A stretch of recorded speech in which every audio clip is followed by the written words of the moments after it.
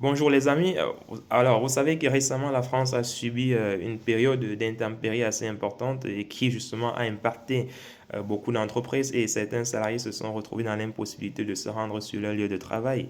Alors, est-ce que dans ce cas de figure-là, les salariés sont obligés d'être rémunérés? Est-ce que l'employeur est tenu de verser une rémunération au salarié qui, par exemple, est dans l'impossibilité de se rendre sur son lieu de travail, par exemple, du fait de la neige, du fait du verglas ou encore du fait d'une forte tempête? Voilà, c'est une question qui revient très souvent et sur laquelle je vais essayer d'apporter des éléments de réponse.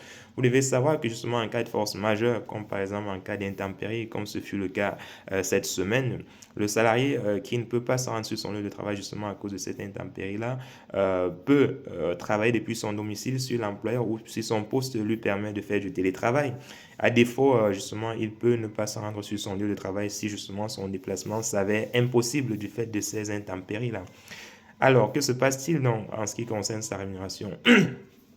Il faut savoir que si le salarié n'a pas pu se rendre sur son lieu de travail pour travailler normalement, en principe, l'employeur n'est pas tenu de lui verser une rémunération. Donc, l'employeur, au moment de la paye à la fin du mois, doit faire une retenue voilà, sur son salaire. Et cette retenue-là doit être proportionnelle au temps de travail que le salarié n'a pas pu réaliser du fait justement de ses absences liées aux intempéries.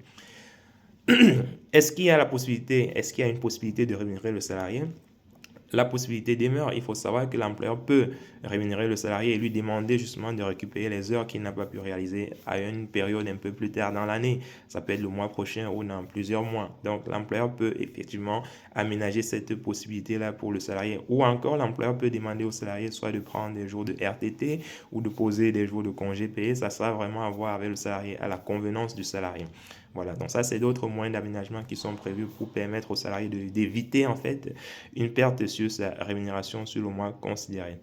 Vous devez aussi savoir que ça, en fonction de certains secteurs, par exemple le secteur du BTP, il y a ce qu'on appelle le chômage intempérie. Donc, si vous êtes dans le secteur du BTP et que votre chantier, autant pour moi, sur lequel vous travaillez, est mis en arrêt justement du fait des intempéries qui rendent impossible le travail sur le chantier, dans ce cas, vous bénéficiez du chômage intempéré. Il en va de même pour le secteur du transport routier. Les chauffeurs qui, par exemple, sont dans l'incapacité et l'impossibilité de rouler du fait, par exemple, à cause de la neige, du verglas qui rend toute activité impossible. Dans ce cas, ils peuvent bénéficier voilà, d'une indemnisation. Dans tous les cas, vous devez savoir que les entreprises peuvent négocier des accords d'entreprise justement sur la prise en charge voilà, des salariés dans le cadre justement des sinistres, des intempéries qui se déroulent souvent en cette période de l'année. Donc, il y a une possibilité de négocier un accord d'entreprise. Cela est laissé vraiment à la discrétion des entreprises. Donc, c'est à elles de voir si elles négocient avec le CSE ou pas